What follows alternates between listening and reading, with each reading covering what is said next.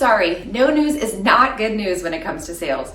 When someone tells you they're 100% certain they're gonna buy from you, that's awesome. But if they suddenly stop returning your calls, you've got a big problem. You cannot assume that everything is fine and that they're just gonna buy eventually. Now, they probably meant it when they said they were planning to buy from you, but things change in the background all the time and you're not privy to the inner workings of your customer. So if your customer stops returning messages, ask yourself this.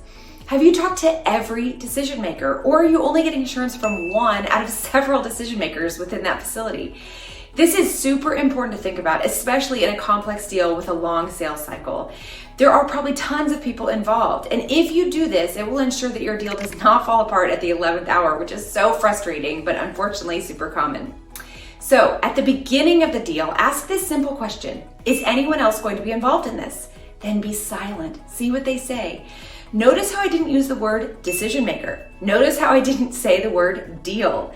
These words will put them on the defensive. Be subtle, but still get that list of decision makers. And once you get it, make sure you have reached out to every single one of them. Make sure you understand if they have any objections about your proposal, and make sure that they don't actually prefer the competition. So if your customer stops returning voicemails, here's what you can do. Get a hold of them. Send them a video message. Ask them if they have any questions or if they need to make any tweaks to the proposal. Or you could send them an Outlook invite. Just pick a date and time and see what they say. You'll be surprised how often they actually accept this invite or propose a new time and you guys actually are able to get on the phone.